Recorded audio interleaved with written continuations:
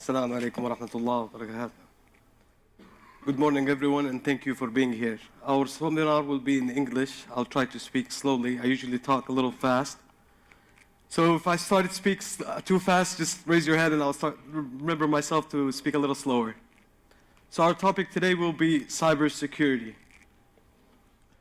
Our context will have an introduction, a definition of cybersecurity, talk briefly about the history, the future of cybersecurity and the state of cybersecurity in the future. We will also be defining hackers, types of attacks they use, the cybersecurity role, what's our objective in cybersecurity. We will also be defining the defensive measurements taken by cybersecurity departments and personnel. The objectives of this seminar is to provide an awareness of cybersecurity and e-payments, to recognize cybercrime, to recognize hackers and types of methods they use, to identify measurements taken on cybersecurity and e-payments, and to learn about the types of protection used to prevent cyber attacks. So before we start, I have to give out a little disclaimer since our topic is cybersecurity in case if any of our attendees wants to hack or penetrate any systems. So the following seminar discusses topics regarding security incidents in which I am not affiliated with during or after the incidents. This presentation is based on knowledge gained, read, or my experience. Any actions taken after this seminar is at the attendee's sole responsibility. So a little introduction about cybersecurity. What is cybersecurity? We hear every day, almost in the news, papers, and worldwide, right? So cyber is the characteristics of the culture of computers, information technology, and virtual reality. Basically anything we do online. Anything that we use to get us online into our virtual reality. Cybersecurity defines the technologies, processes, and practices designed to protect networks, computers, programs, and data from attack, damage, or unauthorized access. So cybersecurity is basically protecting us in our virtual reality. Brief history. So back in the 1980s, there was a virus that started by Robert Morris. Back in the days, they didn't have any protection mechanisms, right? They didn't have firewalls, they didn't have antiviruses, IPS, intrusion prevention systems. They didn't have all that. Robert Morris released a virus online. There was nothing to stop it. The virus was a worm. It continued to duplicate. Instead of one worm, it became two worms on a network till the system drops. This caused the antivirus evolution. So how does the antivirus work? Antivirus works simply by having a signature to each virus. So each virus has a specific signature. The antivirus has it locked down, and it will prevent the virus from coming once again. But what's the disadvantage of an antivirus? From zero-day attacks, from attacks that doesn't have a signature yet, such as the ransomware that's been targeting Saudi Arabia recently. Online payment systems initiated in the 90s, special knowledge of encryption, and didn't adapt to constant changing. So back in the 90s, if you were to register customers and write their information down, if you were to update, it would be difficult, and it would take lots of time. Technology has become an important role in our everyday lives. Am I right? We use it for our social life, we use it for our banking, we use it for almost everything nowadays. With that comes a huge risk to cybersecurity. Do you think cash will disappear in the near future as payments go digital? I strongly believe so. Now everyone's using credit cards. That could also disappear in the future with mobile payments. Could your phone possibly handle all of your banking needs? That's another question. Such as China, they have a program that they use to make all of their payments through their phones. They use it for supermarkets, small markets, purchasing, or transferring money to their friends. In the modern day, just take a look at this graph. Back in the 90s, these were the most common viruses and how they started to increase year by year. The EMV payment process. First step in the EMV payment process is reading the required data from the card by the terminal to process. Terminal asks chip for required data, such as the private key. confirming the authenticity of the card. There are three types of authentication methods: the SDA, the DDA, and CDA. The third step is the verification of the cardholder via negotiation between the card and the terminal to choose the possible cardholder verification method. And the final step is the authorization of the transaction, making sure that the customer has the required balance in his account in order to proceed with the payment. We'll skip these two due to the time. Now we'll define hackers. Who are these hackers? All right? Who do you think they are?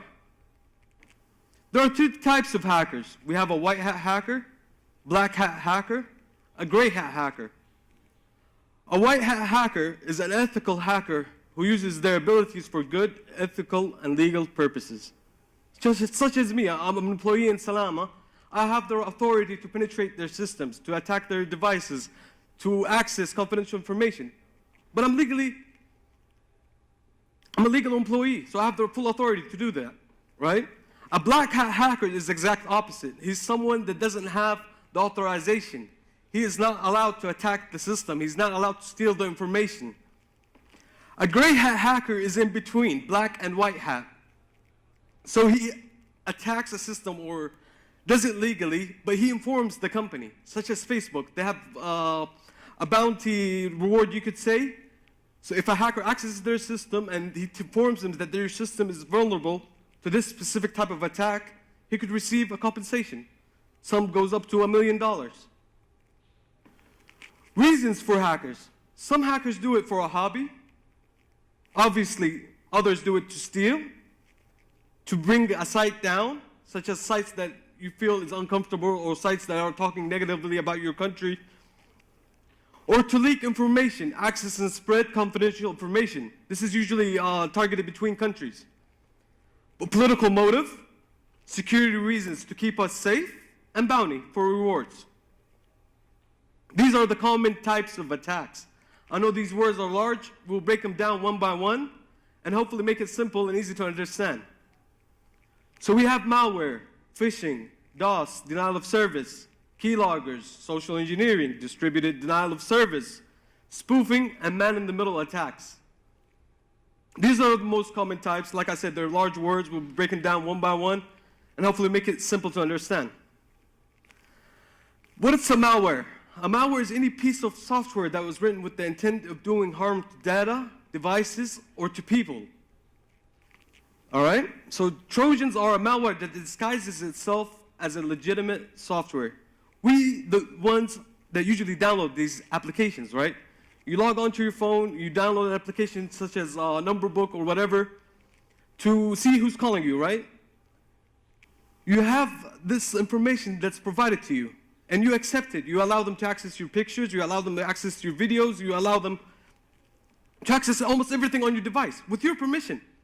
But on the end, you're not downloading something that requires them to access your pictures, you access your confidential information. That's why it's very important to read before you download an application. Spyware, designed to spy on you, hides in the background and takes notes of your activity online. So this hides behind your, spyware hides behind your operating system. Anything you do online, they will monitor it and access your confidential information. Ransomware, this is a large topic in the recent years. It's been targeted worldwide, and lots of financial industries has lots, millions and millions and millions of dollars. A great example is ransomware that hit Aramco in, I believe, 2011. 35,000 PCs were compromised. So if you think about ransomware and the effects and damage it could have done to not only Aramco, to Saudi Arabia. Phishing, the attempt to obtain sensitive information such as usernames, password, and credit card details by disguising as a trustworthy entity in an electronic communication. For phishing, do you have to be technological? Do you have to know how to hack? Do you have to know all these coding? No. It could be simple. It could be by an email, right? Someone sends you an email pretending to be your boss, pretending to be your CEO, pretending to be a head of your department. He sends you an email, make this transfer, or allow this person to access our building. But it's not, it's fake email. And this is most common type of attack. With phishing, there's also another types of phishing, through phone calls. Say, for instance, I'm pretty sure most of you received calls that say that you want 200,000 riyals or 100,000 riyals or 1,000,000 riyals. Is it true? Did you really win? No. They try to trick you into believing that you want something for them to access your bank account to get your information, etc. Denial of service, a cyber attack where the perpetrator seeks to make a machine or network resources unavailable. So how does a DOS attack work? Like I said, The Worm by Robert Morris, when it was sent online, it causes the network to crash due to overload on the servers. Distributed denial of service is a stronger type of attack, you could say. Say, for instance, I was to attack a large governmental organization, for instance, right? They have a huge environment. So instead of just me by my PC alone targeting these servers, I would use others with me to help me increase the bandwidth that's being sent to them. Another common type of attack is a keylogger, action of recording the keys struck on a keyboard. A keylogger could be either software or hardware. That's why large corporations usually ban USBs, because they could have keyloggers installed to them. So what a keylogger does, any stroke or anything you type on your PC, it will be registered, it will be saved, and sent back to the hacker. So if you were to type, my name's Abdullah@gmail.com, I would usually guess what comes next is my password, right? Social engineering. Phishing is part of social engineering. Social engineering is the art of manipulation to give up confidential information. Do you need to know how to hack? No. It could be, like I said, a call. It could be an email. It could be a message through WhatsApp. What is the weakest link in social engineering? It's the humans. No matter what type of system or type of protection I put into our infrastructure, one simple call, one of our employees could give out his password. One simple email, he could give up confidential information. So with organizations, the main target is to raise the awareness of your employees. The common types of social engineering, urgently asking for your help. Such as if I was to log on to this gentleman right here's Facebook account, right? I could easily take his pictures, see who his friends list are, see who he talks to mostly, and I create an account based on the information I have through his Facebook profile. Okay? So I make this fake profile on Facebook with his name and his information. And one day this gentleman travels to the USA. Okay? I use this moment to contact one of his relatives and say, hey, I lost my passport, I lost my passport, I lost my credit card, please help me, make me a transfer to Western Union. And I gave him the information, and he does the transfer, thinking that I'm his relative, in which I am not. I don't even know him, he doesn't even know me. So you see how easy it could be? A common type of attack is the man in the middle. This usually happens with the banking systems. Attackers can hijack the session, capturing the session ID and posing as the computer making a request, allowing them to log in as an unsuspecting user and gain access to unauthorized information. Right here, pretend that we are the PC. This is the World Wide Web. The man in the middle stays in between. He's reading what comes back and what goes forth. And he could pretend to be you. So how do we protect ourselves from these type of attacks? Possibly through VPN, which are tunnels. Encryption, high encryption, so that even if he could access our information, he can't read it as it won't be plain data. Spoofing, gaining access to information or resources that are unauthorized through falsification of data, such as IP spoofing. Does anyone know what an IP is? Raise of hands. Okay. So each network, say just as my home, right? I live in Jeddah, Al-Muhammadiyah district. That's my address. The IP is sort of like that, but based on networks.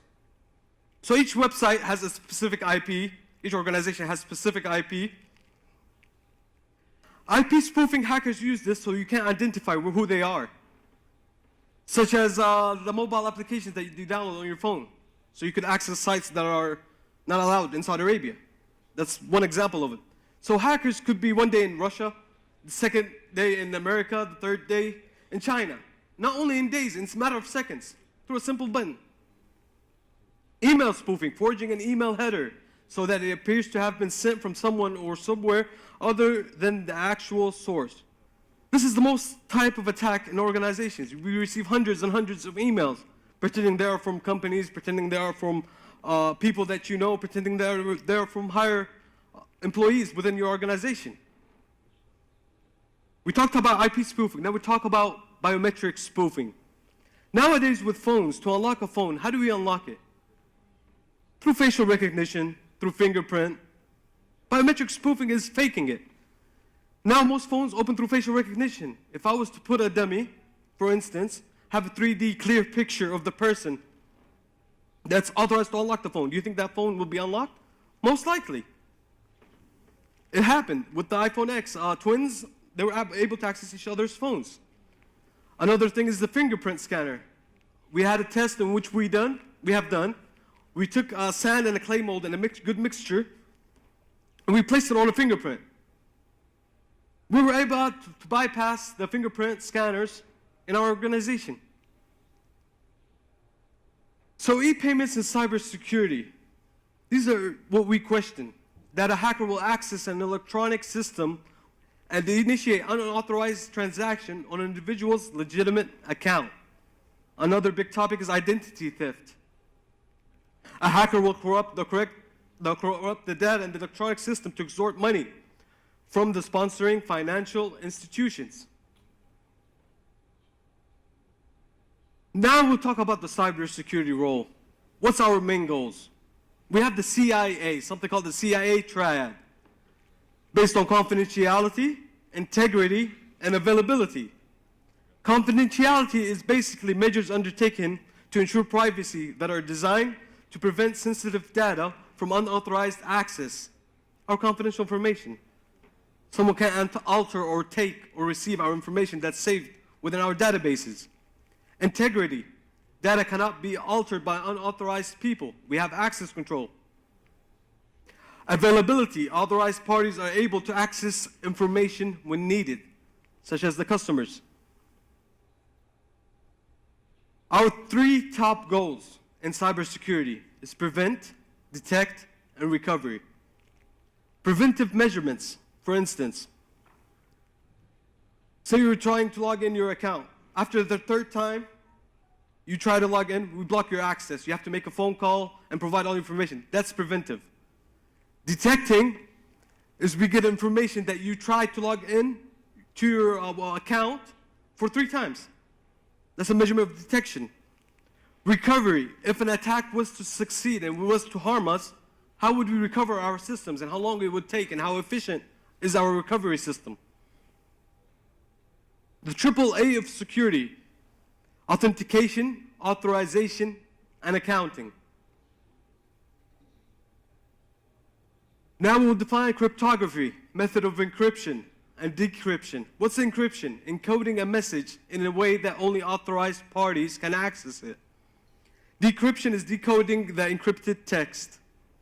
So with encryption, let's put it simple to make it easier for everyone to understand. Say if I was to walk to Mr. Yaghi and tell him that blah, blah, blah means hi, how are you? Okay? I meet him outside and I go to him and say blah, blah, blah. He'll probably tell me good, I'm fine, thank you. Right? But to everyone else, everyone else will think me and Mr. Yaghi are crazy. So that's a method of encryption, so no one could read what we say, what we type. Decoding is if someone figures that out. If I go to him and say blah, blah, blah, and he goes like this, okay, he must have said, how are you, or something like that. So that's decoding. Protection methods. We have firewalls, IDS, intrusion detection systems, IPS, intrusion prevention systems, UTM, unified threat management, antiviruses, proxy servers, sandbox, WAF, web application firewalls, encryption, honeypot, SIM solutions. So you think of all these solutions. that we have to take and undertake in the corporations to keep our environment as safe as possible. Now with security, I can't increase the highest level of security because we have something called availability. The higher the security that I implement, the lower the availability. So I have to have a correct balance between the two. So what's a firewall? Network security device that monitors incoming and outgoing traffic and decides whether to allow or block the traffic, such as IPs. Say, for instance, my company's within Saudi Arabia and only within Saudi Arabia I work. I don't have any foreign companies that work with me.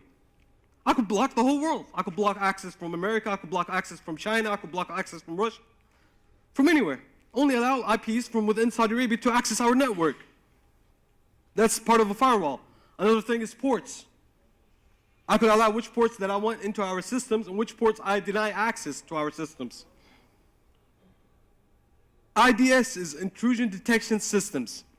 Network security technology that is built to detect vulnerability exploits against an application or computer. An IPS extends to the IDS except it prevents the attack or prevents the unauthorized access. UTM, Unified Threat Management, has most of these features within it. But for large organizations and organizations that have a heavy load, wouldn't want to rely on one device to take care of their systems. We talked briefly about the antivirus during our first slides. So what's an antivirus? Computer software used to prevent, detect, and remove malicious software. Basically a good advantage. It protects against the most common random attacks and most common attacks.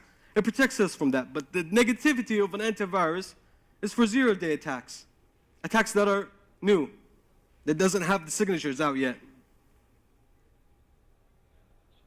WAF, a web application firewall. These are done for applications, such as in our organization, our HR, they have their own application. This ensures that the coding is correct, and if anyone wants to access this application, it will be difficult for them. I'll give you a great example. If you go to a bank, for instance, and you want to rob a bank physically, what would you see? What are the defensive measurements taken by a bank? You would see guards outside, right? You walk in, the bank tellers are behind a bulletproof glass. And if you were to access the vault, there are metal poles between them, right? And the vault itself, one person has a designated key to access the vault, right? Same thing with cybersecurity. We put defensive measurements, and we take defensive measurements, so even if an attacker was to access our first line of defense, there will be other lines of defense, making it harder for him. All right? A honeypot. It's a computer system that is there to act as a decoy to lure cyber attackers.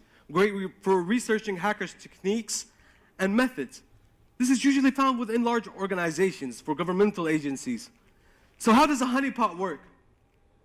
I put fake servers with fake information with regards to our employees, fake information within our country, but to study who are the hackers, what are they trying to access, what type of attacks will he try to implement within our systems. So this is usually done by governmental agencies. A SIM solution, now we talked about firewalls, we talked about antiviruses. A SIM solution basically creates a correlation between all these devices. Gives you a clear picture, a clear report of what's going on within your environment. Sandboxing, testing environment that isolates untested code changes and outright experimentation from the production environment. So without a sandbox, say for instance we have a sandbox within our emails, right? You get daily attachments, which could be viruses, which could be malware, which could be something harmful if we download within our systems. So here's an example without sandbox, right? All of our user data and all our system resources, if the application was to be downloaded, could be accessed by the virus, by the hacker. But with a sandbox, we're putting them into an isolated environment. So even if the employee downloads a virus, downloads a malware, downloads whatever, it will be in an isolated environment in which he can't access our user data and our system resources. He'll be locked in. Now we'll talk about the MFA, the multi-factor authentication. Okay, when you log into your bank account, you log into the website of your bank, whether it's Al Rajhi, whether it's Al Fransi, or Al Ahli Bank, right? You type in your username, your password, you usually receive a message through your phone. That's part of multi-factor authentication. If you were to make a transfer to someone that's not listed within your trusted list, right, you'd probably receive a phone call. You have this code, 5969. Please, is this correct? Press 1 on your phone. That's the third multi-factor authentication method used by banks. So multi-factor authentication is basically what you know, such as password and PINs, what you have. It could be a bracelet, a key fob to access a building, or your credit card itself. What you are, a fingerprint, retainal pattern, voice, or facial recognition. So this is basically general knowledge of cybersecurity. Now, if I was to go technical, this presentation would take me over 5 hours or 6 hours. So I had to break it down into simple and easier method for each of one of us to understand, even if we're not cybersecurity related or IT related. That's the end of my presentation. I hope it was easily understood and it was simple enough. Thank you.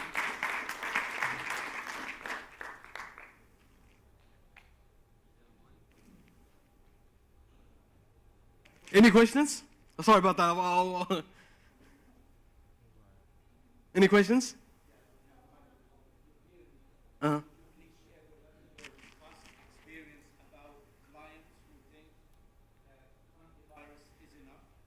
Oh, yeah, funny story, okay. I used to work for the Deanship of Information Technology. When I was first hired, I was walking into the building. One of the employees asked me, "Who are you? Which department are you working with?" I told him I'm part of the cybersecurity department. You know what was his reply? "We have an antivirus. Why are you here?" So that's the basic knowledge of people about cybersecurity. They think that antivirus is enough to protect them. No, it's not enough at all. Antivirus is one simple tool to us cybersecurity personnel. Any other questions? Yeah, I got one here. Here. Okay. Assalamu alaikum. Wa alaikum salam. Thank you for the great presentation. Now, do we have any statistics or data around the amounts and kinds of attacks we have here in Saudi? Statistics, well, it depends. If you're talking about governmental institutions, I think that would be confidential to the governmental institutions. And most companies wouldn't like to publicly advertise how many attacks unless it's very important for their clients or for their citizens. So you could find some statistics, but for some agencies, no. Or they wouldn't like to identify what has happened within the organization. My answer is clear? Any other questions? Mm-hmm. Uh-huh. Mm-hmm. Now we allow the SMARTA cards, which is more like a debit card. Uh-huh. And the payment will get debited instantly from the account. Mm-hmm. So if somebody hacks the information, will the risk, like how the increased risk will get mitigated in future when we allow this SMARTA card for e-transactions? See, with credit cards and debit cards, if we were talking about, let's talk a little brief about history about them. Back in the days, they didn't have chips, right? It was just a card with a magnetic strip in the back, right? What was the problem with that? It could easily be skimmed because they were preloaded with a private key, right? And then the bank confirms that this key is the same. So what hackers did was skim this card and have the exact information and the key that was within it. That way hackers could easily access your bank account. And another thing is to protect ourselves, banks authorize multi-factor authentications. So it doesn't have to be just through your credit card. Even if your credit card was stolen, he would have to have access to your phone. Right? And that way he will probably give you a phishing attack, which he'll probably call you and say, for instance, sir, you will receive a number. What's the message that you've received? What's the code that's been written on your phone? Could you provide me with that? Then it will be your fault because you didn't have general awareness. A bank will never call you and tell you what's the message that's been written on your phone. Am I correct? Did that briefly answer your question? I'm hoping. My question was also partly for Uh-huh. somebody steals your SMARTA card information Uh-huh. and uses it for the e-commerce transactions. Uh-huh. Then your account like instantly get debited, and then later on it becomes kind of resolution with the bank for the genuine customer to deal with and to resolve. More risk for the MARTA card. I'm just trying to understand how MARTA card risk can be, like equally mitigated like the risk in credit cards. So if I correctly understand your question, we're saying that if someone accesses your Meta card, correct? He has your credit card information and the PIN in the back through an e-commerce e-payment, right? Well, the bank then would have to have a strong authentication system. See, I don't work with Meta, so I'm not sure of their, how their protection mechanisms they use, but I'm pretty sure they have multi-factor authentication. They won't just allow any transaction from personnel to be gone through their payment, right? Or else everyone here would be targeted and easily targeted. Correct? Yes.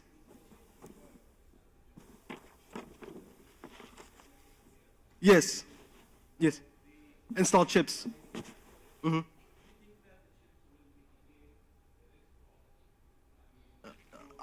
Good question. See, with e-payments, it's all about availability, making it easier for our consumers, right? But with security and cybersecurity, there's nothing that's 100% safe. You're always at risk, no matter what anyone tells you. There's always a risk. There's always a risk. As long as you are online and using transactions online, you are always at risk. But it's a matter of, like I said, like going through a bank. Yet they have security guards, they have this and this and this for you to access the vault. Same thing with cybersecurity. Correct? Yes, of course, a lower risk. I mean, you can't use a skimming machine just to get your credit card. No, there's with the SIM card, with the SIM within the credit card itself, it will be online. It will be live transaction. So the authentication, even if you have your private key, it will be changed. Any other questions? Yes.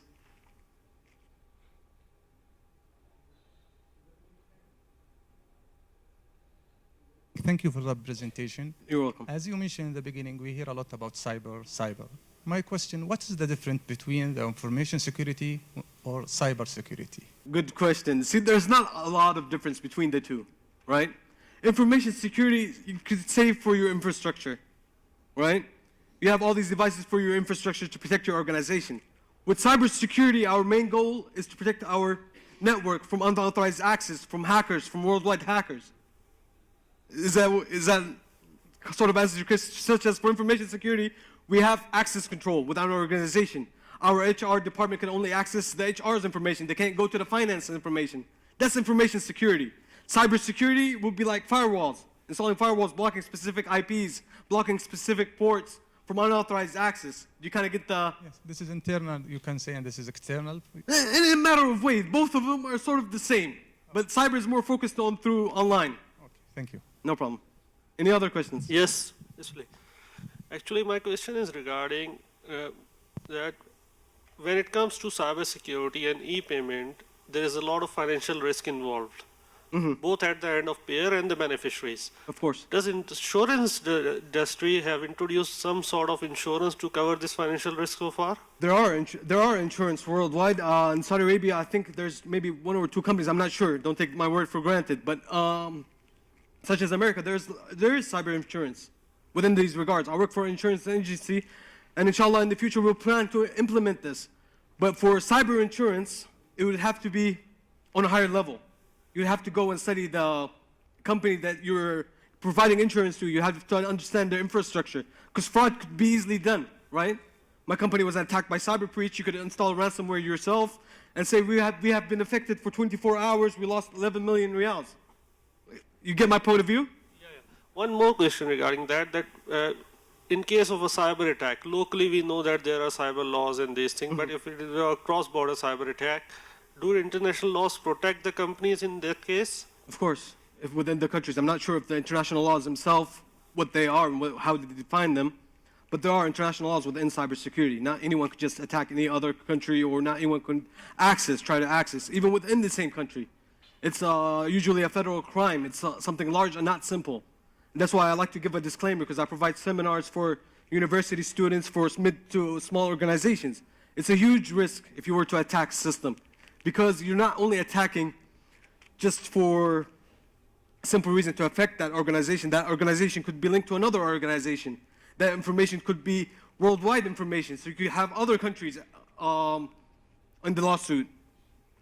Can I answer your question?